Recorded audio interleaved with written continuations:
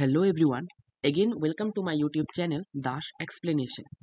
So আজকে আমি আবারও আমাদের যে এনশিয়েন্ট হিস্ট্রি অর্থাৎ প্রাচীন ভারতের ইতিহাসের যে সিলেবাসের যে নেক্সট যে বিষয়টা যেটা হলো তোমার বৈদিক এজ, সে বিষয়ে আজকে ভালোভাবে আলোচনা করব। ঠিক আছে, এর আগের ভিডিওতে আমি আমাদের সিলেবাসের যে ইম্পর্টেন্ট একটা পার্ট যেটা হলো ইন্ডাস ভ্যালি সিভিলাইজেশন, সেই বিষয়ে আমি ডিটেলে আলোচনা করেছি। তোমরা যদি না দেখে থাকো অবশ্যই আমার চ্যানেলে ভিজিট করে সেটা দেখতে পারো। ঠিক আছে, শুধু এমসিকিউ করে পরীক্ষা ক্র্যাক করা অসম্ভব, আমাদের ডিপ আন্ডারস্ট্যান্ডিং প্লাস ফ্যাক্ট মনে রাখতে হবে। ঠিক আছে, সো ইন্ডাস ভ্যালি সিভিলাইজেশন যদি না আমরা তো এর আগের ভিডিওতে আলোচনা করেছি, তো আগে টাইম পিরিয়ডটা আমাদের দেখতে হবে। ঠিক আছে, তাহলে টাইম পিরিয়ডটা কি ছিল? ইন্ডাস ভ্যালি যে সিভিলাইজেশন অর্থাৎ সিন্ধু সভ্যতা টাইম পিরিয়ডটা ছিল যীশুখ্রিস্টের জন্মের আগের কোন সময় থেকে 2500 বিসি থেকে তোমার 1750 বিসি। ঠিক আছে, আমরা কিন্তু এই জিনিসটা একদম বুঝতে হবে। ঠিক আছে, টাইম পিরিয়ড না বুঝলে আমরা কি না যদি বুঝে থাকি তাহলে আমরা কিছুই বুঝতে পারবো। জিরো রয়েছে, ঠিক আছে, এবার জিরোর পরবর্তী সময় মনে করো এখন চলছে 2025। ঠিক আছে, তাহলে জিরোর পরে 2025 খ্রিস্টাব্দ চলছে। আর এর আগের টাইমটাকে আমি এর আগেও বলেছি, আমি জানি অবশ্যই এটা অনেকে জানো, বাট তারপরে যদি কেউ না জেনে থাকো সেজন্য আমি এটা রিপিট করছি। ঠিক আছে, তাহলে প্রথম আমরা প্রায় তোমার 2500 থেকে 1750 পর্যন্ত এর আগের ভিডিওতে আমি আলোচনা করেছিলাম। ঠিক আছে, এবং 1750 এতে এতে আমাদের সিন্ধু সভ্যতা কিন্তু পুরোপুরি তোমার ডিক্লাইন হয়ে গিয়েছিল। এরপরে আবার নতুন একটা যুগের শুরু হয় যেটা হলো তোমাদের বৈদিক যুগ, যেটা আমরা আজকে আলোচনা করব। ঠিক আছে, এবার বৈদিক যুগের সময়কালটা কবে? 1500 থেকে 600 বিসি। মনে রাখবে বিসি কিন্তু আমরা এখনো কিন্তু যীশু খ্রিস্টের জন্মের যে টাইম পিরিয়ড সেটা কিন্তু এখন আমরা পেরোইনি। বোঝা গেল? তাহলে বৈদিক যুগের সময়কালটা কত? 1500 বিসি থেকে তোমার 600 বিসি। বোঝা গেল? এবার 1500 বিসি থেকে যে 600 বিসি, এটা তো সবটাই তোমার বৈদিক এজ। বোঝা গেল? এবার বৈদিক এজকে আবার দুটো ভাগে ভাগ করা হয়েছে। একটা হলো পূর্ববর্তী বৈদিক যুগ বা আর্লি বৈদিক এজ, আর নেক্সট যেটা হলো সেটা হলো লেটার বৈদিক এজ বা পরবর্তী বৈদিক যুগ। এবার পূর্ববর্তী বৈদিক যুগের সময়কালটা ছিল 1500 থেকে 1000 বিসি, অর্থাৎ 1500 খ্রিস্টপূর্বাব্দ থেকে 1000 খ্রিস্টপূর্বাব্দ যে সময়কালটা সেটাকে আমরা সাধারণত পূর্ববর্তী বৈদিক যুগ ধরে থাকি। আর এর পরবর্তী যে 1000 বিসি অর্থাৎ 1000 খ্রিস্টপূর্বাব্দ থেকে যে 600 খ্রিস্টপূর্বাব্দ, এই সময়কালকে আমরা পরবর্তী মানে বৈদিক যুগ ধরে থাকি। ঠিক আছে, এবার দুটোটাই কিন্তু বৈদিক যুগ। এবার কেন এই দুটোটাকে ভাগ করা হয়েছিল এটাও আমরা অবশ্যই দেখব। এই যুগের সঙ্গে অর্থাৎ পূর্ববর্তী বৈদিক যুগের সঙ্গে পরবর্তী বৈদিক যুগের কি পার্থক্য রয়েছে সেগুলো আমরা একদম ভালোভাবে আজকে বোঝার চেষ্টা করব। আর আমার অনুরোধ রইল তোমরা 110% ফোকাস দিয়ে আজকের ভিডিওটা দেখার চেষ্টা করবে, মনোযোগ দিয়ে বোঝার চেষ্টা করবে। কারণ আমাদের যদি পরীক্ষা পাস করতে হয়, ক্র্যাক করতে হয়, আমরা শুধু যে এমসিকিউ পড়বো এসব করে অসম্ভব। কারণ আমাকে আগে জিনিসটা একদম ভালোভাবে হিস্ট্রি বলো আর যাই বলো সিকোয়েন্স ওয়েতে ভালোভাবে বুঝতে হবে, সঙ্গে সঙ্গে আমাদের প্রতিটা ফ্যাক্টকে মনে রাখতে হবে। বোঝা গেল? আর আজকের যে বৈদিক এইচ এটার মধ্যে অতিরিক্ত পরিমাণে ফ্যাক্ট রয়েছে, আর যেগুলো থেকে প্রতিনিয়ত কোয়েশ্চেন আসছে পরীক্ষাতে। সো আমাদের এই জিনিসগুলোকে একদম চোখ কান না খোলা রেখে মনোযোগ দিয়ে বুঝতে হবে। ঠিক আছে, তাহলে বেশি না বলে এবার শুরু করি আজকের যে পার্টটা। প্রথম আমরা কোন পার্টটা পড়বো? বৈদিক যুগের যে আর্লি বৈদিক এজ অর্থাৎ পূর্ববর্তী যে তোমার বৈদিক কালটা সেটা আমরা প্রথম আলোচনা করব। সো হরপ্পা সভ্যতার পতনের পর আমরা দেখতে পাই যে কারা এসেছিল আর্যরা ভারতে। কোথা থেকে এসেছিল? তারা ছিল সাধারণত আমাদের যে আরেকটা কথা যেটা হলো ম্যাপ, অবশ্যই ভিডিও বন্ধ করে হলো ম্যাপটা গিয়ে একটু মোবাইলে দেখবে, আর না পারলে একটা ঘরে একটা ওয়ার্ল্ড ম্যাপ, তোমার ইন্ডিয়ান ম্যাপ, তারপরে স্টেট ম্যাপ, এগুলো লাগিয়ে রাখবে। ঠিক আছে, তাহলে কি বলছিলাম যে বৈদিক যুগ কখন শুরু হয়? যখন সেন্ট্রাল এশিয়া অর্থাৎ মধ্য এশিয়া থেকে আমরা যে আর্যরা ভারতে এসেছিল। ঠিক আছে, এবার এই যে আর্যদের যে তাদের ল্যাঙ্গুয়েজ কি ছিল বলতে, যে আর্যদের ভাষা কি ছিল সেটা ছিল সংস্কৃত। বোঝা গেল? এবার এই বৈদিক যুগের সব থেকে গুরুত্বপূর্ণ যেটা পার্ট হলো আমাদের বেদ সম্পর্কে একদম ডিটেল বুঝতে হবে। কারণ এই বৈদিক যুগের যা কোয়েশ্চেন আসে বেশিরভাগই আমাদের বেদের উপরে আসে, বেদের ভাগ। এরপরে আমরা তো এটা অবশ্যই জানি, একদম ডিটেলে এখন পড়বো। ঠিক আছে, এবার যাই বেদের আলোচনা শুরু করি। আমরা কি জানি? এটা তো সবাই জানি যে আমরা বেদকে 4 ভাগে ভাগ করা হয়েছে। এবার সেই 4 ভাগগুলো কি? একটা হলো ঋগ্বেদ, সামবেদ, একটা যজুর্বেদ, আর একটা হলো অথর্ববেদ। বোঝা গেল? এবার সবথেকে ইন্টারেস্টিং ফ্যাক্ট হলো যে এই যে ৪টা বেদ রয়েছে, এই ৪টা বেদের মধ্যে শুধুমাত্র একটা বেদ আছে না, একটা বেদ শুধু আমাদের যে আর্লি বৈদিক যুগ অর্থাৎ পূর্ববর্তী বৈদিক যুগে শুধুমাত্র এই যে ঋগ্বেদটা, সেই ঋগ্বেদটা কম্পোজ করা হয়েছিল। আর বাকি যে ৩টা রয়েছে সেটা আমরা লেটার বৈদিক যুগে এই ৩টাকে কম্পোজ করা হয়েছে। বোঝা গেল? এবার আমরা প্রতিটা বেদকে ভালোভাবে বুঝার চেষ্টা করব। ঠিক আছে? ফ্যাক্টগুলোকে মনে রাখার চেষ্টা করব। প্রথম আমাদের যে আরেকটা ফ্যাক্ট যেটা মনে রাখতে হবে, আমরা তো জানি বেদ ৪টা, ঋগ্বেদ, সামবেদ, যজুর্বেদ আর হলো অথর্ববেদ। ঠিক আছে? এবার এই যে বেদ, বেদ জিনিসটা যে এই বেদকে আমরা অপরের শ্রেয় বলি। এই কথাটা একটু মনে রাখার চেষ্টা করি। অপরের শ্রেয় কথাটার অর্থ হলো it is not created by man but gifted by God. অর্থাৎ বেদ কোনো মানুষ দ্বারা তৈরি হয়নি। ঠিক আছে? এটা ভগবানের দ্বারা মানুষকে সরাসরি প্রদান করা হয়েছিল। এবার বেদ কিভাবে এসেছে? প্রথম একজন মনে করো ভগবান থেকে পেয়েছে একজনের। ঠিক আছে? তারপর সে এটা কোনো লিখিত আকারে না, বাট এটা মানে এক জেনারেশন থেকে আরেক জেনারেশন, এভাবে আস্তে আস্তে এক জেনারেশন থেকে আরেক জেনারেশন পাস পাস হয়েছে। ঠিক আছে? এভাবে আমরা ওখানে বর্তমানে বেদকে পেয়েছি। ঠিক আছে? তাহলে এই বেদ যেহেতু ওরালি অর্থাৎ মুখে মুখে যেহেতু এটা প্রচলিত বা এক জেনারেশন থেকে আরেক জেনারেশনে গিয়েছে, সে অনুযায়ী আমরা বেদকে কি বলি? শ্রুতি। শ্রুতি কথার অর্থ হলো শুনে শুনে, একজন শুনে আরেকজনকে পাস করলো, একজন শুনে আরেকজনকে পাস করলো, এইভাবে বেদ আমাদের কাছে এসেছে। ঠিক আছে? এটা এখানে বলা হয়েছে। এবার দাঁড়াও ১ মিনিট। আরেকটা পার্ট এখানে আমাদের, যদিও এটা আমাদের এনশিয়েন্ট হিস্ট্রি পার্ট না, বাট এটা একটু জেনে রাখা ভালো। আমাদের যে বালগঙ্গাধর তিলক, হি কম্পাইলড দ্য বুক, মানে বালগঙ্গাধর তিলকের একটা বই ছিল the Arctic home in the Vedas, এবং এই বইটাতে তিনি কি বলেছিলেন? অল ইন্ডিয়ানস ওয়ার আরিয়ান্স, অর্থাৎ সকল ভারতীয়রাই হলো আর্য। এই কথাটা কে বলেছেন? বালগঙ্গাধর তিলক। এবং তিনি কোথায় এই কথাটার উল্লেখ করেছেন? The Arctic home in Vedas একটি বই তিনি লিখেছিলেন। সেই বইতে তিনি এই যুক্তিটা লিখেছিলেন। বোঝা গেল? যদি ওইটা মানে একটু মনে রাখ, এটার লোকে যেহেতু রিলেটেড সে অনুযায়ী এখানে একটু লেখা রয়েছে। বোঝা গেল? আমাদের মুদ্রা বিষয় হলো আমাদের বেদগুলোকে ভালোভাবে বুঝতে হবে। এবার আরেকটা কথা, আমরা এখন কি বললাম যে আমাদের বেদ ৪টি ভাগে ভাগ: ঋগ্বেদ, সামবেদ, যজুর্বেদ, অথর্ববেদ। এবং প্রতিটা বেদকে আবার ৪টা ভাগে ভাগ করা হয়েছে। এই ভাগগুলো বুঝতেই অনেক অসুবিধা হয়। ঠিক আছে? এগুলো একটু বুঝতে হবে। ঠিক আছে? এবার ঋগ্বেদ বলো, সামবেদ বলো, যজুর্বেদ বলো, অথর্ববেদ বলো, এই ৪টা বেদকেই আমরা আবার সাব ক্যাটাগরি অর্থাৎ আরো ৪টি ভাগে ভাগ করেছি। ঠিক আছে? ওই ৪টি ভাগ কি? তোমার ৪টি ভাগ হলো সংহিতা, ব্রাহ্মণ্য, অরণ্যকা আর একটা হলো উপনিষদ। বোঝা গেল? অর্থাৎ ঋগ্বেদেরও ৪টি পার্ট রয়েছে, সামবেদেরও ৪টি ভাগ, যজুর্বেদেরও ৪টি পাদ এবং অথর্ববেদেরও ৪টি আরো ভাগ রয়েছে। এবার এই ৪টি ভাগের মধ্যে কি আলোচনা করা হয়েছে? ৪টি ভাগের মধ্যে যে সংহিতা পাঠটার মধ্যে আমরা পেয়েছি কালেকশন অফ হেমস, অর্থাৎ আমরা যে বিভিন্ন শ্লোক, স্তুত, সেইগুলোর যে কালেকশনগুলা, সেগুলোকে আমরা বলি সংহিতা। এই ঋগ্বেদের বলো আর মানে এই প্রতিটা বেদেরই যে সংহিতা পাঠটার মধ্যে কি রয়েছে? সব ধরনের স্তুত, সব ধরনের শ্লোক, এগুলোর যে কালেকশনটা সেটা রয়েছে সংহিতা পার্টটাতে। ঠিক আছে? একদম মনোযোগ দিয়ে বোঝার চেষ্টা করবে। ঠিক আছে? একটু কমপ্লিকেটেড, বাট একবার বুঝে গেলে আর ভুলবে না। তাহলে যত স্তুত এবং যে মন্ত্র বা এইসবগুলো রয়েছে তোমার সংহিতা পার্টে। ঠিক আছে? এবার আমরা তো জানি ৪টা ভাগ রয়েছে প্রতিটা বেদেরই। এবার ব্রাহ্মণ্যের মধ্যে কি রয়েছে?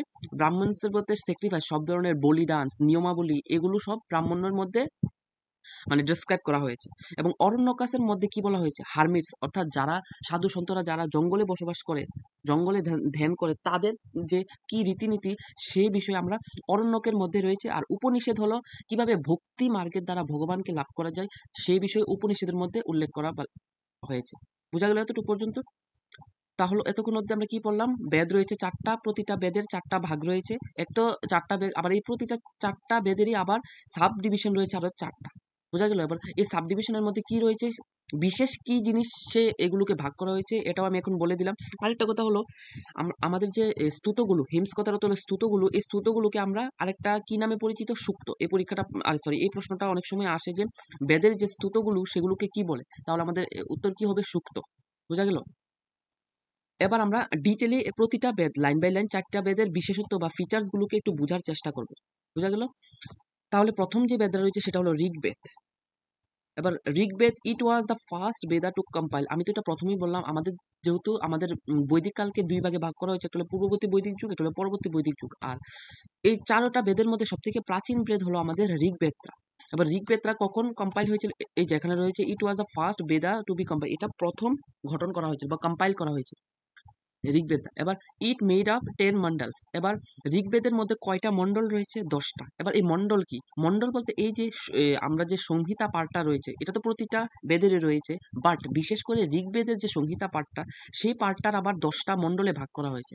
অর্থাৎ যে শ্লোকগুলো বা যে স্তুতগুলো, এই স্তুতগুলোকে 10টা আমরা এখন চ্যাপ্টারের মতো বলতে পারি, যে একটা বইয়ের চ্যাপ্টার যেরকম এরকম ভাবে এই সূক্তগুলোকে 10টা মন্ডলে ভাগ করা হয়েছে।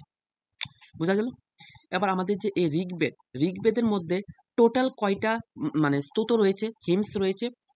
তোমার 1028টা। এবার ভার্সেস বলতে কিছুটা কবিতা টাইপের রয়েছে 1600টা। বোঝা গেল? এগুলো একটু ফ্যাক্ট, একটু মনে রাখার চেষ্টা করবে।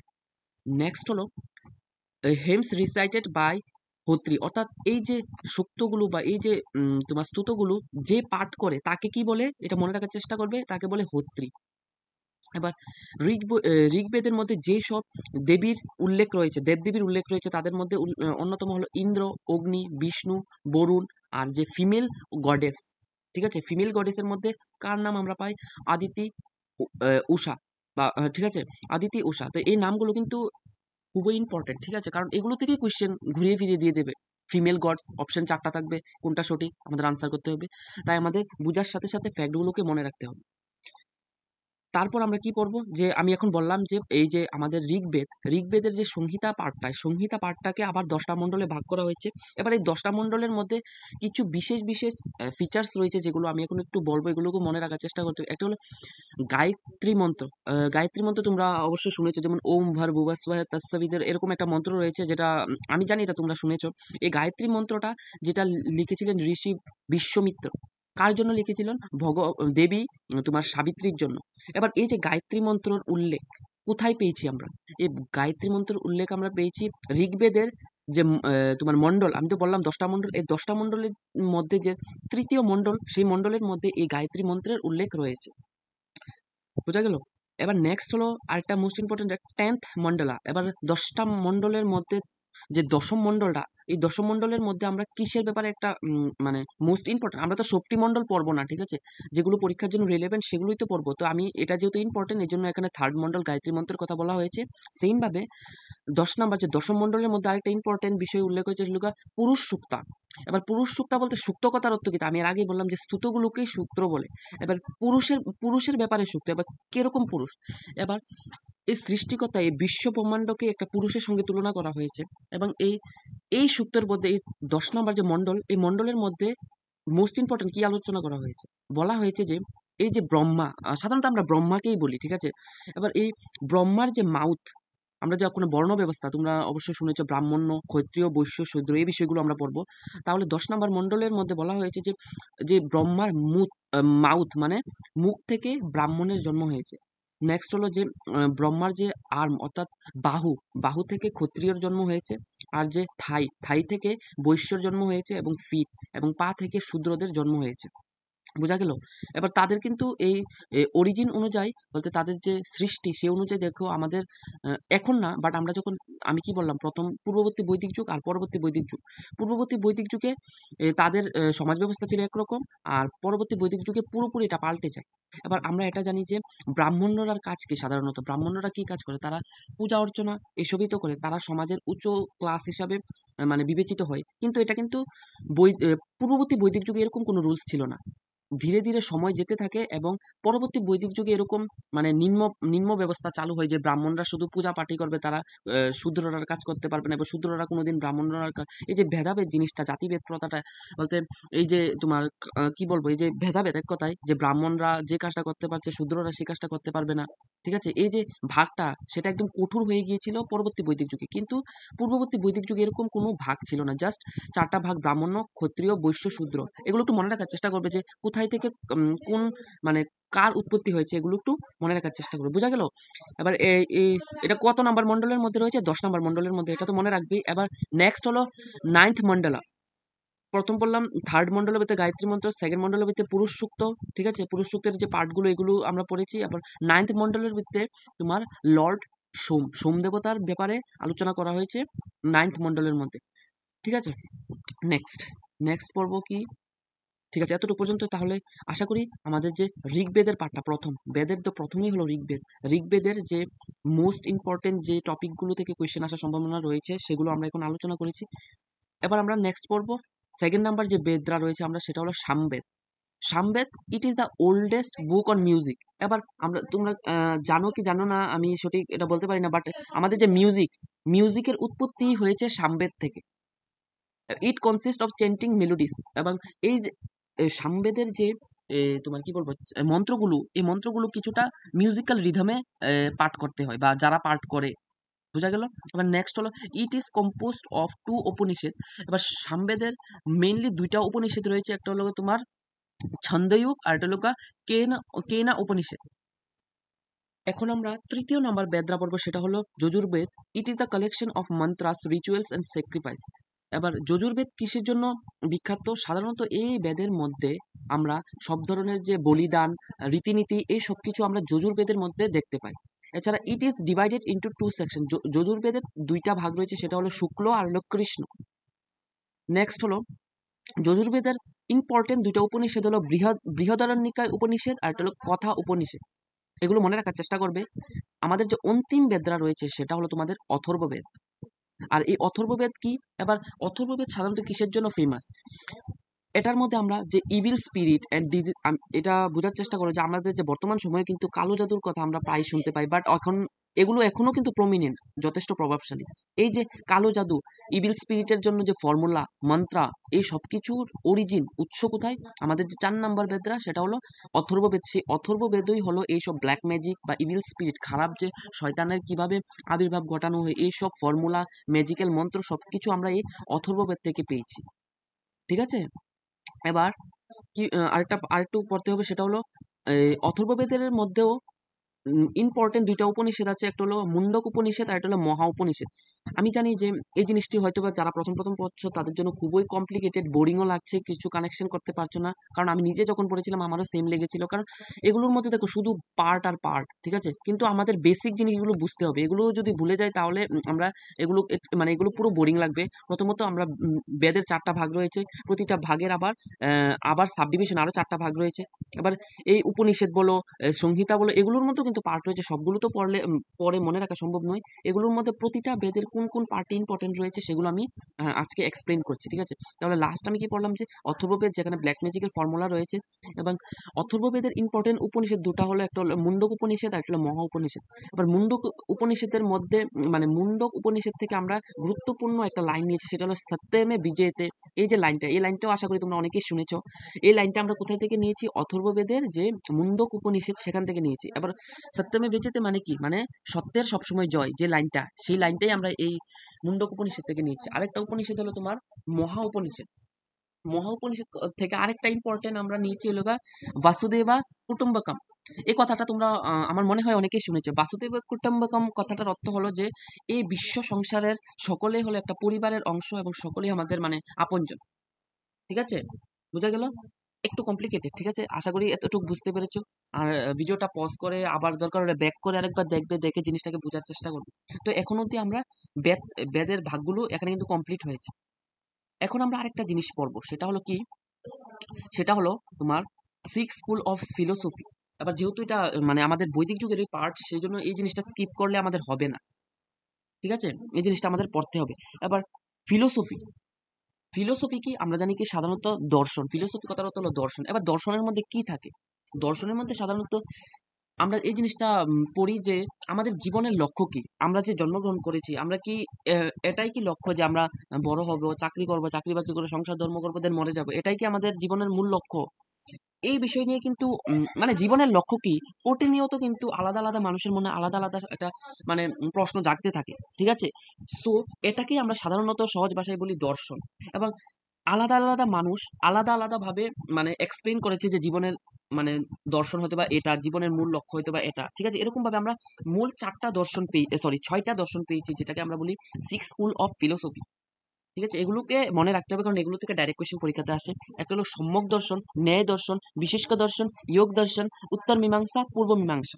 এবং এই দর্শনগুলো কে দিয়েছেন সেগুলোকে একটু মনে রাখার চেষ্টা করতে হবে। যেমন সম্যক দর্শন কপিলা, ন্যায় দর্শন গৌতম, আবার বিশিষ্ট দর্শন তোমার কাশ্যপ, যদি এখানে লেখা আছে কন্নাড়া, আর যোগ দর্শন তোমার পতঞ্জলি, তারপর তোমার পূর্ব মীমাংসা জেমিনি। একটু একটু মনে রাখার চেষ্টা করবে। আরেকটা কথা হলো, আমি কিন্তু এটা এক্সপ্লেন করছি না যে মনে করো যে গৌতমে যে ন্যায় দর্শন দিয়েছে, সেই ন্যায় দর্শন অনুযায়ী আমাদের জীবনের মূল লক্ষ্য কি সেগুলো কিন্তু আমি এক্সপ্লেন করছি না, এত ডিপে যাওয়ার দরকার নেই। জাস্ট আমরা একটু মনে রাখবো যে কে কোন দর্শনটা দিয়েছে এবং মোট কয়টা দর্শন রয়েছে, সেগুলো থেকে কোয়েশ্চেন আসার সম্ভাবনা রয়েছে। তোমরা চাইলে ভিডিওটা শেষ হলে আলাদাভাবে যে একটু জানতে পারো, চ্যাট জিপিটি বলো বা যেখান থেকে চাও তোমরা ভিডিও বা যেখান থেকেই পারো, তোমরা একটু যদি জানার ইচ্ছা থাকে তোমরা জাস্ট একটু সার্চ করবে যে ন্যায় দর্শন অনুযায়ী আমাদের জীবনের মূল লক্ষ্য কি, তারপরে বিশিষ্ট দর্শন অনুযায়ী আমাদের জীবনের মূল লক্ষ্য কি। ঠিক আছে, প্রতিটা এই যে 6টা দার্শনিকের যে কি দৃষ্টিভঙ্গি ছিল এই জীবন সম্পর্কে, এগুলোকে একটু জানার চেষ্টা করবে। ঠিক আছে, আপাতত এতটুকুই সারবো। এবার নেক্সট হলো আরেকটা পড়তে হবে, এই যে বেদাঙ্গ। এবার এবার টেট এক্সামে 2025-এর টেট এক্সামে একটা কোয়েশ্চেন এসেছিল, আমাদের টোটাল বেদাঙ্গ কয়টা। ঠিক আছে, যদি আমার কথা বিশ্বাস না হয় তোমরা জাস্ট কারোর কাছে থাকলে কোয়েশ্চেনটা জাস্ট একটু চেক করো গিয়ে গিয়ে যে এই কোয়েশ্চেনটা এসেছে কি এসেছে না। এই পরীক্ষা কোয়েশ্চেনটা এসেছিল যে বেদাঙ্গ কয়টি রয়েছে। বেদাঙ্গ আনসার এখানে রয়েছে 6টি। ঠিক আছে, তো এবার তো এসেছে জাস্ট 6 বেদাঙ্গ, 6টা বেদাঙ্গ আছে। এমন তো হতে পারে নেক্সট বার এক্সামে অন্য কিছু একটু আরেকটু ডিপে আসতে পারে, সেই অনুযায়ী আমাদের একটু বেদাঙ্গকেও পড়তে হবে। এবার তোমাদের প্রশ্ন হলো বেদাঙ্গ জিনিসটা কি। বেদাঙ্গ কথার অর্থ বাদ দাও, বেদাঙ্গ জিনিসটা কি। তা বেদাঙ্গ হলো that they are the tool to understand Vedas. এবার সবথেকে ইম্পর্টেন্ট কথা, আমরা তো বুঝলাম যে ঋগ্বেদ, সামবেদ এরকম করে 4টা বেদ রয়েছে। প্রতিটা মানে বেদের মধ্যে প্রচুর পরিমাণে শ্লোক, স্তুত, সংস্কৃত ভাষা, সবকিছু কিন্তু সংস্কৃতে লেখা। আর এই ভাষাগুলো এতই কঠিন যে সাধারণ মানুষের পক্ষে এগুলোকে পড়া প্রায় অসম্ভব। বোঝা গেল, একমাত্র যারা জ্ঞানী পণ্ডিতরা তারাই এসব মানে বুঝতে পারতো, পড়তে পারতো, একমাত্র তাদের দ্বারাই এটা সম্ভব ছিল। সো এবার তাদের থেকে সরে সাধারণ মানুষ কিভাবে যে বেদের যে সাদরা বা বেদের যে জিনিসগুলো, যা ফিলোসফিগুলো বা বেদের যে মূল বিষয়গুলো, সেগুলো কিভাবে তারা আহরণ করবে, পদ্ধতি কি, সেই পদ্ধতিটা আমরা এই বেদাঙ্গর মধ্যে পাই। বোঝা গেল। প্রথমত আমাদের মনে রাখতে হবে বেদাঙ্গ কয়টি, 6টি। এবার এই বেদাঙ্গগুলো কি, একটা লোকা শিক্ষা, কল্প, দেন নিরুক্ত, ব্যাকরণ, জ্যোতি, ছন্দ। কিছু তো নাম থেকেই বোঝা যাচ্ছে। এবার বেদাঙ্গর যে শিক্ষা পার্টের মধ্যে কি রয়েছে, স্টাডি অফ ফোনেটিক্স, অর্থাৎ বেদ পড়ার সময় আমরা কিভাবে বেদগুলোকে উচ্চারণ করব, সেই বিষয়ে যে বেদাঙ্গর যে শিক্ষা পার্টটা, সেই পার্টের মধ্যে সেই বিষয়ে মানে আলোচনা করা হয়েছে। তুমি যখন শিক্ষা পার্টটা পড়বে তখন তুমি বুঝতে পারবে যে বেদের যে মন্ত্রগুলোকে কিভাবে তুমি রিসাইট করবে, কিভাবে উচ্চারণ করবে, কিভাবে পড়বে, সেটা তুমি বেদাঙ্গের শিক্ষা পাঠ থেকে বুঝতে পারবে। এবার কল্প কি, কল্প মানে স্টাডি অফ প্র্যাকটিস। তারপরে তোমার ব্যাকরণ কি, স্টাডি অফ গ্রামার, এটা তো এমনি বোঝা যাচ্ছে। আবার নিরুক্তর মধ্যে কি, স্টাডি অফ এন্টোমোলজি। এবার বেদের মধ্যে তো সহজ ভাষার প্রয়োগ নেই, কঠিন কঠিন ওয়ার্ড, শব্দ ব্যবহার করা হয়েছে। সো এই ওয়ার্ডগুলোর অর্থ তোমরা কিভাবে বুঝবে, সেগুলো একমাত্র নিরুক্তকা থেকে তোমরা বুঝতে পারবে। বুঝা গেল। এবার ছন্দ আর কি, পোয়েটিক ম্যাটার্স, এটা তো ছন্দের ব্যাপারে তো তোমরা অবশ্যই জানো কিরকম ফ্লোতে মানে বেদগুলোকে পড়তে হবে, সেটা এই ছন্দ থেকে আমরা বুঝতে পারি। বোঝা গেল, এতটুকু পর্যন্ত আশা করি বোঝা গেল। এখান থেকে আরেকটা জিনিস আমাদের যেটা মনে রাখতে হবে যে আমাদের নদীগুলো, আমরা তো সিন্ধু নদীর কথা, এখন আমরা সিন্ধু নদী দেখতে পাই। এই সিন্ধু নদীর যে যে ট্রিবিউটারি অর্থাৎ শাখাগুলো রয়েছে, যে ঝেলাম, চেনাব, রাবি, বেয়াস, সতলজ, সরস্বতী, এবং এই নদীগুলোর আগে কিন্তু এরকম নাম ছিল না। তো তাদের ওল্ড ওল্ড যে নামগুলো সেগুলোকে একটু মনে রাখতে হবে। যেমন সিন্ধু, ইন্ডাসকে আগে বলা হতো সিন্ধু, ঝেলাম নদীকে আগে বলা হতো বিতাসা, চেনাব নদীকে আগে বলা হতো আস্কিনি, আর রাবি নদীকে বলা হতো পুরুষিনী, ব্যাস নদীকে বলা হতো বিপাশা, সতলজ রবিকে মানে সতলজ যে নদীটা সেটাকে বলা হতো শতদ্রী, এন্ড সরস্বতী নদী সাধারণত একটা মাইথোলজিক্যাল রিভার। নেক্সট নেক্সট হলো ব্যাটেল অফ 10 কিং, 10 রাজা যুদ্ধ, battle of 10 king mention in the 7th mandala of Rigveda. এবার ঋগ্বেদের যে 7 নম্বর মন্ডল, এটা তো আগে বলতে 10টা মন্ডলের মধ্যে যে 7 নম্বর মন্ডলটা, এই মন্ডলের মধ্যে 10 রাজা যুদ্ধের উল্লেখ রয়েছে। বিটুইন কার মধ্যে, দশরাজা কিং এর মধ্যে যে যুদ্ধটা করা হয়েছিল, ভরত নামক ট্রাইব ছিল, সে ট্রাইব এবং দশরাজার মধ্যে যুদ্ধটা হয়েছিল, যেখানে ভরত ট্রাইবের জয় হয়েছিল। এবার এটাও ধরা হয় যে ভারত ট্রাইব থেকে যে ভারত নামটার, যে বর্তমান যে ভারত নামটার উৎপত্তি হয়েছে। এবং এই যে দশরাজার যুদ্ধটা, সেটা কোথায় হয়েছিল? সেটা হয়েছিল পুরুষণী নদীর তীরে। এবার তোমরা বলতে পারো পুরুষণী আবার কোন নদী? ওখানে বর্তমানে এটা যে রাবি নদী রয়েছে, আমরা তো এখনই পড়লাম যে রাবি নদীর পুরানো নাম ছিল পুরুষণী, ওল্ড নেম। সেই পুরুষণী নদীর তীরে যে ব্যাটেল অফ ট্যানকিং সেটা হয়েছে। এখন এখন পর্যন্ত কিন্তু আমরা কি পড়ছি, তোমরা একটু আমি জানি না মনে আছে কিনা, বাট আমরা কিন্তু আর্লি বৈদিক যুগটা পড়ছি। কোনটা? এই যে এই সময়কালটা, অর্থাৎ 1500 থেকে 1000 বিসি। এটা শেষ হলে আমরা লেটার বৈদিক পিরিয়ড অর্থাৎ পরবর্তী বৈদিক যুগটা পড়বো। এবং ভিডিওর লাস্টে অর্থাৎ একদম অন্তিমে আমরা দুই যুগের মধ্যে কি পার্থক্য সেটা একটা বক্সের মধ্যে ভালোভাবে আলোচনা করবো, দেন আমরা একদম জিনিসটা একদম ক্লিয়ার হয়ে যাবে। তারপর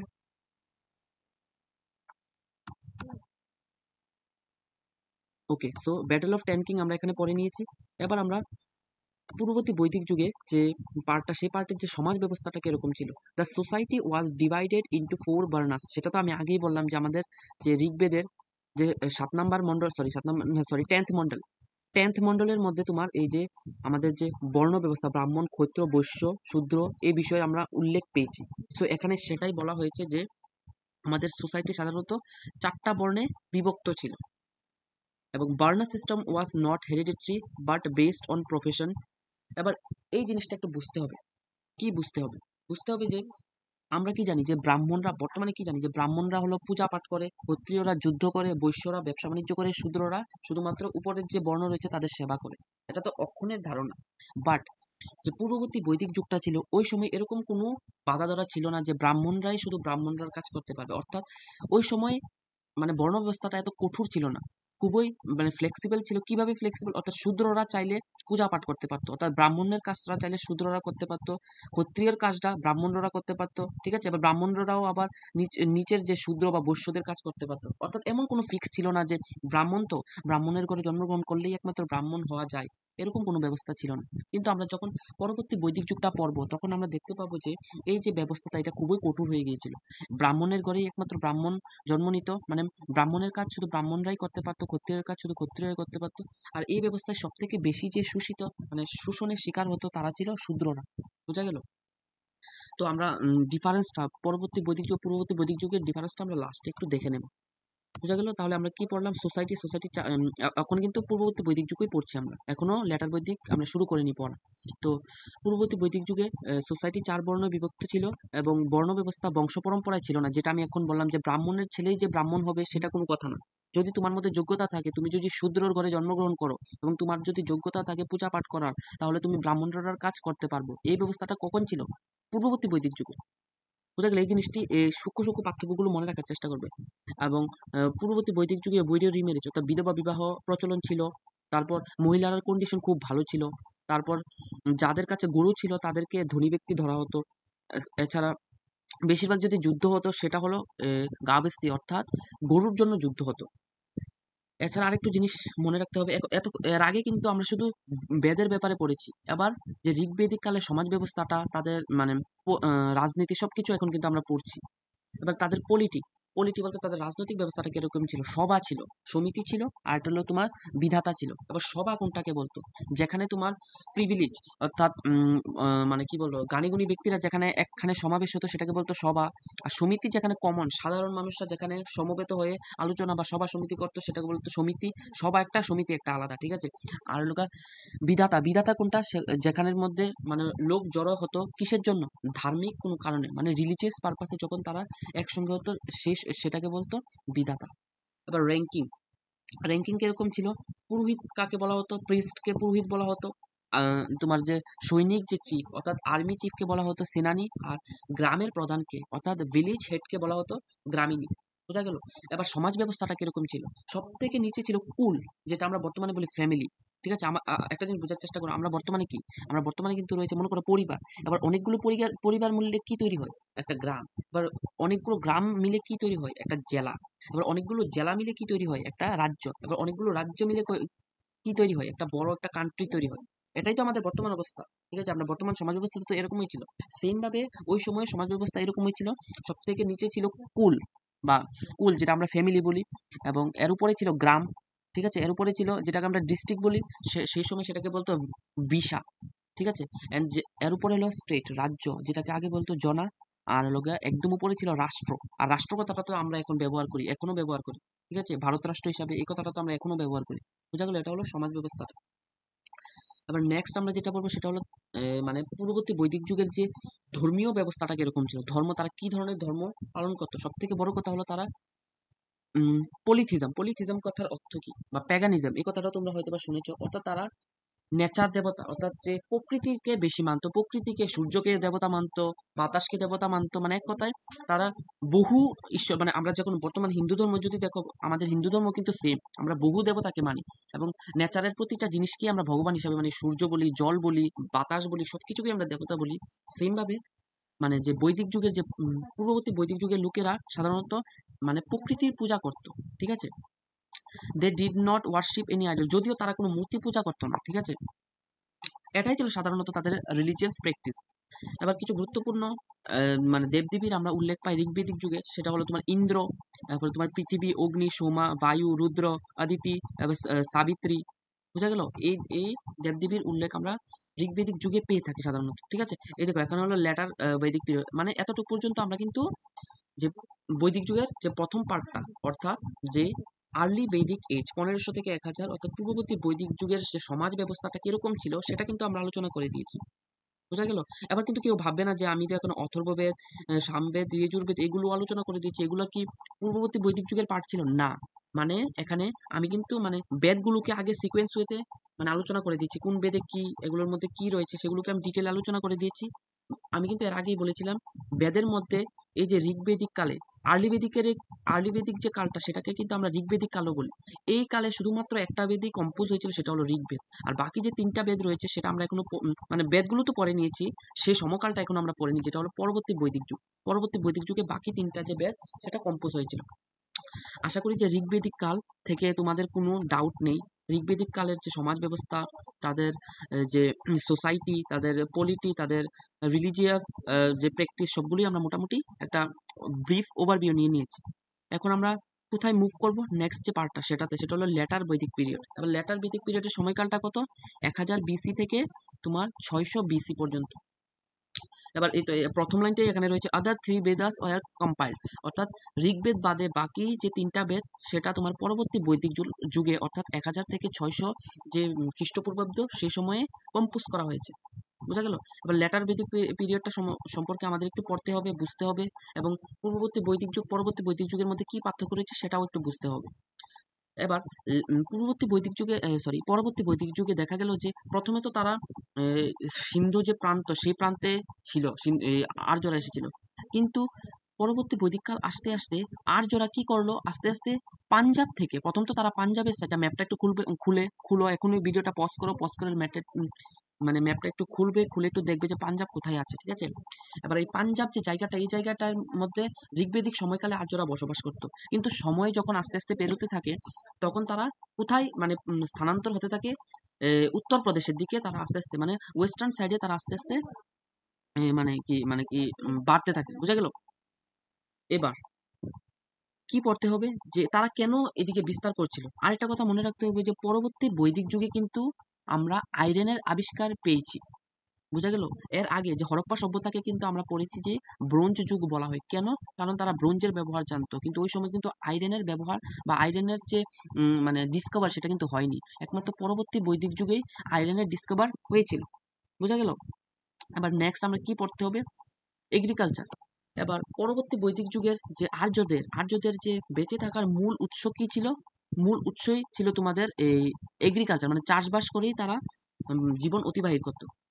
king also did not manual labour in the field, ঠিক আছে। এবার আরেকটু জিনিস পড়তে হবে যে এখনই যেটাকে আমরা রাইস অর্থাৎ ভাত বলি, আগে কিন্তু সেম নাম ছিল না, তাদের নাম অন্য নাম ছিল। কিভাবে, যেমন আমরা যেটাকে রাইস বলি আগে সেটাকে বলা হতো ব্রিহি, ঠিক আছে।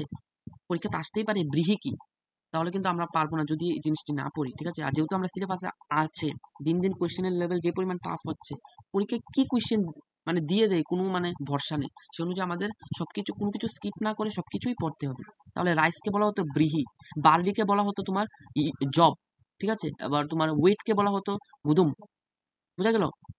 এবার যে গ্রেন শস্যকে বলা হতো ধান্য, যদিও আমরা বাংলাতে কিন্তু ধানেই বলি, ঠিক আছে। এবার পলিটিক্যাল অর্গানাইজেশন।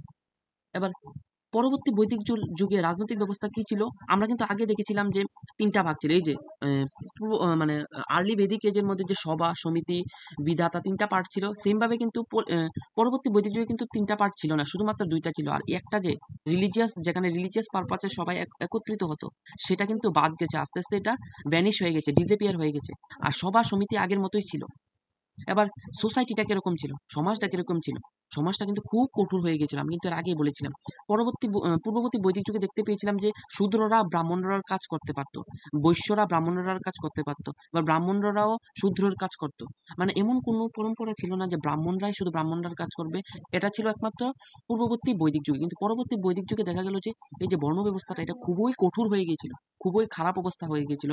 মহিলাদের কন্ডিশন, আমরা আগের যে পূর্ববর্তী বৈদিক যুগে দেখতে পেয়েছি যে মহিলাদের সমাজে কিন্তু সম্মানের চোখে দেখা হতো, তাদের একটা ভালো স্থান ছিল। কিন্তু পরবর্তী বৈদিক যুগে তাদের অবস্থা অবহেলিত হতে থাকে।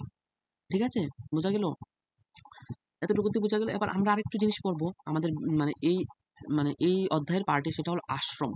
ঠিক আছে, আশ্রম মেনশন ইন দা জাবালা উপনিষদ, অথর্ববেদের একটা উপনিষদ। প্রতিটা বেদের বারবার আমি রিপিট করছি, তোমরা একটু প্লিজ মানে বোরিং ফিল করো না, যাতে জিনিসটা তোমরা লিঙ্ক করতে পারো, সেই জন্য একটা কথাই কিন্তু আমি বারবার রিপিট করছি।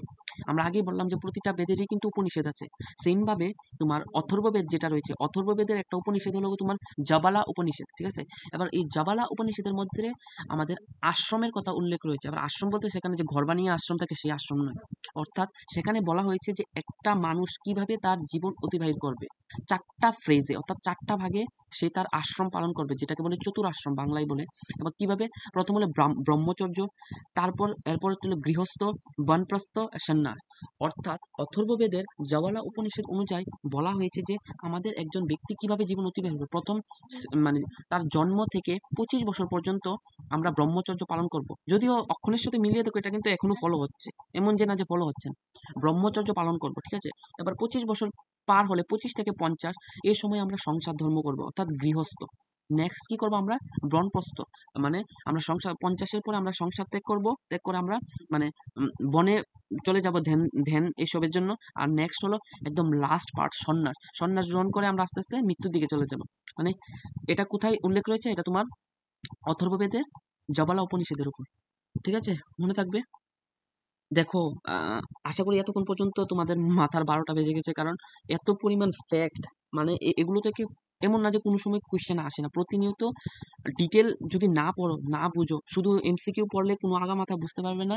আর কি পরিমাণ ডিপ আমাদের পড়তে হবে, আশা করি কিছুটা আন্দাজ করতে পেরেছো। ঠিক আছে, এতটুকু পর্যন্ত বুঝতে পেরেছো?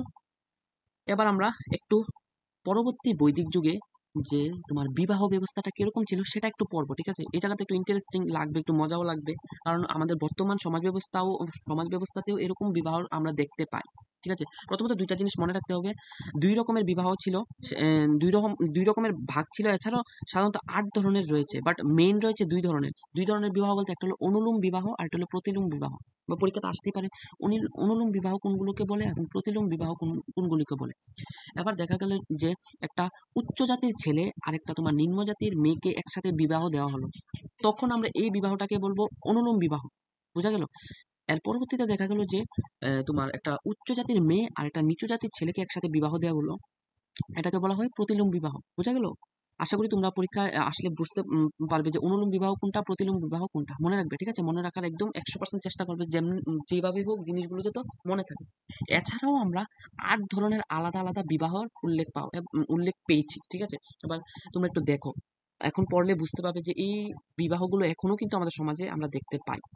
একটা বিবাহ হলো ব্রাহ্ম বিবাহ। এবার কোন বিবাহটাকে আমরা ব্রাহ্মণ না সরি ব্রাহ্ম বিবাহ বলি? যখন ম্যারিজ উইথ সেম বর্ণাস উইথ বৈদিক রিচুয়ালস, অর্থাৎ বৈদিক রীতিনীতি মেনে, যখন মনে করো আমাদের 4টা তো আমরা বর্ণ ব্যবস্থা করলাম, অর্থাৎ একটা ব্রাহ্মণের ছেলের সাথে একটা ব্রাহ্মণের মেয়ে, তারপরে তোমার একটা ক্ষত্রিয়র সাথে ক্ষত্রিয়, ব্রাহ্মণের সাথে ব্রাহ্মণ, শূদ্রের সাথে শূদ্র, অর্থাৎ সেম বর্ণের কাস্টের মানুষের সাথে যখন আমরা মানে একটা ছেলে একটা মেয়ের বিবাহ দিই, তখন আমরা এটাকে বলি ব্রাহ্ম বিবাহ।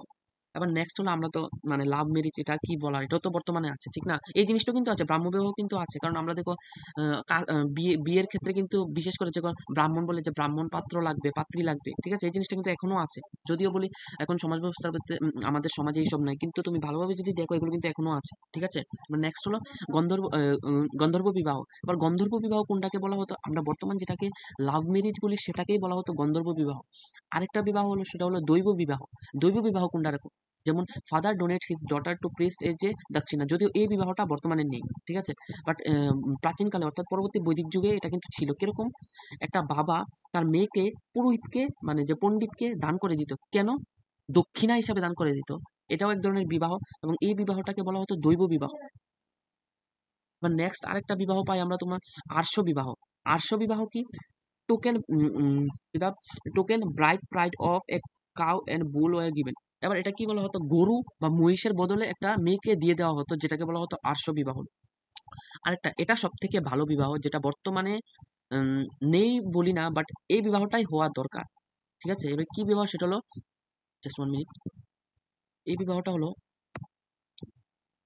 ইয়েস, কি বলছিলাম, যে প্রজাপতি বিবাহ, মেরিড উইদাউট ডাউরি, অর্থাৎ পণ প্রথা বাদে, মনে করো ছেলের মেয়ে পছন্দ হয়েছে, মেয়েকে বিবাহ করেছে নর্মাল ওয়েতে, কোনো ধরনের দাবি দাওয়া করেনি, সেটাকে বলে উইদাউট ডাউরি, যেটাকে বলে প্রজাপতি বিবাহ। আমি মনে করি এটা সব থেকে উৎকৃষ্ট বিবাহ, যেটা এখনো মানে আমরা দেখতে পাই, আবার পাইও না, এরকম অবস্থা কি। আর নেক্সট আরেকটা বিবাহ পেয়েছি, সেটা হলো অসুর বিবাহ। অসুর বিবাহের মধ্যে আমরা কি দেখাই, যখন কিভাবে একটা মেয়েকে টাকা দিয়ে কিনে নেওয়া হতো সেই বিবাহটাকে আমরা বলি অসুর বিবাহ, বোঝা গেল। তারপর আরেকটা বিবাহ রয়েছে, আরেকটা হলো রাক্ষস বিবাহ। রাক্ষস বিবাহ হলো তোমার বন্দি করে, ঠিক আছে, বন্দি করে বিবাহ করা হতো। আরেকটা বিবাহ হলো তোমার পিশাচ্য বিবাহ, যেগুলো in this type of marriage a girl who, এই বিবাহটা, এই দুইটা বিবাহ তো একদম বিশ্রী বিবাহ। এটা হলো এটাকেও জোর করে বিবাহ, মানে একটা মেয়েকে অচেতন অবস্থায় এনে তাকে ফোর্সফুলি তাকে বিয়ে করা হতো, ঠিক আছে। আশা করি এত ডিপে ঢুকবে না, তারপরেও কোনো চান্স, আশা করি মানে কোনো রিস্ক না নেওয়াই ভালো। পরীক্ষা বারবার আসে না, 2 বছরে 3 বছরে একবার আসে। সো আমাদের সবকিছু যদি, যেহেতু এমসিকিউ টাইপ পরীক্ষাতে কোয়েশ্চেন আসে, সে অনুযায়ী যদি একবার একটু পড়েও যাই, জাস্ট আমাদের সঠিক আনসারটা টিক করতে পারবো, ঠিক আছে। এখানে মেন আমরা 2 ধরনের বিবাহ পেয়েছি, অনুলোম বিবাহ, প্রতিলোম বিবাহ। এছাড়াও আমরা 8 ধরনের বিবাহ পেয়েছি, ব্রাহ্ম বিবাহ, গন্ধর্ব বিবাহ, দৈব বিবাহ, অশ্ব বিবাহ, প্রজাপতি বিবাহ, অসুর বিবাহ, রাক্ষস বিবাহ, ঠিক আছে। খুবই, আমি জানি খুবই বোরিং, বোরিং কি অনেক বোরিং, বাট পড়তে তো হবেই, না পড়ে তো এড়ানো সম্ভব না, ঠিক না? সো মোটামুটি শেষ কিন্তু আমাদের, হ্যাঁ। তো এই আর্লি বেদিক এজের মধ্যে আমরা কি পড়েছি দেখে নিয়েছি, এবং লেটার বেদিক এজও মোটামুটি আমরা পড়ে নিয়েছি। আবার লাস্ট একটু বাকি রয়েছে, লাস্ট আমরা এটা পড়ে নিই, ঠিক আছে, টেবিলটা একটু পড়ে নিই, যে বৈদিক, আর্লি বৈদিক কাল, অর্থাৎ সময়কালটা একটু মনে রাখার চেষ্টা করবে। কি বলেছিলাম তোমার, 1500 থেকে 1000, এই সময়কালটা কিন্তু সব থেকে ভালো, বৈদিক যুগের সব থেকে ভালো যুগই ছিল এই সময়কালটা, 1500 থেকে 1000। এবং এর পরবর্তী সময়কালটা 1000 থেকে 600 BC, সেটা হলো লেটার বৈদিক পিরিয়ড। এবার এই দুটো কালের মধ্যে একটু পার্থক্যটা দেখে নিই। পাস্টোরাল কমিউনিটি, আর্লি বৈদিক কালে আর্যরা কি করতো, স্থায়ীভাবে কোনো জায়গায় বসবাস করতো না, তারা এখানে থাকতো কয়দিন, আরেক জায়গায় কয়দিন, এরকম ভাবে মানে চলাফেরা করতো যাযাবরের মতো। কিন্তু পরবর্তী বৈদিককালে দেখা গেল যে তারা এগ্রিকালচার বেস কিভাবে জীবনযাপন করতো সেটা শিখে নিয়েছিল, ঠিক আছে। আরেকটা আমরা কি দেখেছি, যে আর্লি বৈদিককালে যে মহিলাদের অবস্থা কিন্তু খুবই ভালো ছিল, কিন্তু পরবর্তী বৈদিককালে মহিলাদের অবস্থা খুবই বাজে হয়ে গিয়েছিল। এবং বর্ণ ব্যবস্থা কিন্তু আর্লি বৈদিককালে কিন্তু বর্ণ ব্যবস্থার মানে উৎপত্তি হয়েছে, ব্রাহ্মণ্য, ক্ষত্র, এইসব, কিন্তু ওই সময় কিন্তু এত কঠোর ছিল না সমানটা, মানে সমাজটা। কিন্তু পরবর্তী বৈদিককালে মানে সমাজ ব্যবস্থা খুবই কঠোর হয়ে যায়।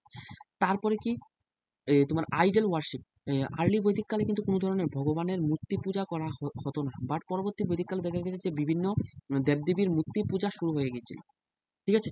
এতটুক অ্যানালাইসিস করার পর আমরা এতটুক অ্যাটলিস্ট বুঝতে পারছি যে মানে পূর্ববর্তী বৈদিক যে কালটা সেটা ভালো ছিল, কিন্তু পরবর্তী বৈদিক কালটা খুবই খারাপ, খুবই একদম নিকৃষ্ট হয়ে গিয়েছিল। সমাজ ব্যবস্থার মধ্যে সব থেকে প্রভাবশালী ছিল ব্রাহ্মণরা, তারা তাদের মর্জি মতো সবকিছু করতো, আর সাধারণ মানুষ খুবই কষ্টে ছিল, বোঝা গেল। এবার এই জায়গাটা থেকে যদি এতটুকুতে বুঝে যাও, তাহলে কিন্তু আস্তে আস্তে বুঝতে পারবে যে আমরা আমাদের প্রাচীন ভারতের সিলেবাসের মধ্যে রয়েছে জেনিজম এবং বৌদ্ধজম, মানে এগুলো কি, এগুলো কিন্তু নতুন একটা ধর্মের উৎপত্তি হয়েছে। এবার কেন হয়েছে, যখন তুমি ভাবো না আমার সমাজ ব্যবস্থা এত কঠোর হয়ে গিয়েছিল, শুধুমাত্র স্যাক্রিফাইস, বলিদান, তারপরে দান দক্ষিণা, শুধুমাত্র ব্রাহ্মণরা উপকার পাচ্ছিল, আর সাধারণ মানুষের অবস্থা খুব খারাপ হয়েছিল। তো সেই অবস্থায় যখন একটা অন্য একটা ধর্ম আসে, যেটা সাধারণ মানুষকে মানে নতুন একটা জীবনে বাঁচার পথ দেখায়, তখন তো মানুষ আস্তে আস্তে ওই ধর্মের প্রতি আকৃষ্ট হবেই, বোঝা গেল? এবার আশা করি তোমরা বুঝতে পারছো যে আমরা হিস্ট্রিটা কত পরিমাণ কানেকশনের উপর বেস। তুমি যদি বৈদিক যুগ, পূর্ববর্তী বৈদিক যুগ সেগুলো যদি না বুঝো, ওই সময়ের সমাজ ব্যবস্থা না বুঝো, এর পরবর্তী কেন জৈনিজম, বুদ্ধিজম ধর্মটা এত পপুলার হয়েছিল সেটা কিন্তু একদম তুমি ধরতেই পারবে না। বোঝা গেল? তাহলে আমাদের প্রাচীন ভারতের ইতিহাসে ইন্ডাস ভ্যালি সিভিলাইজেশন কিন্তু কমপ্লিট হয়ে গেছে।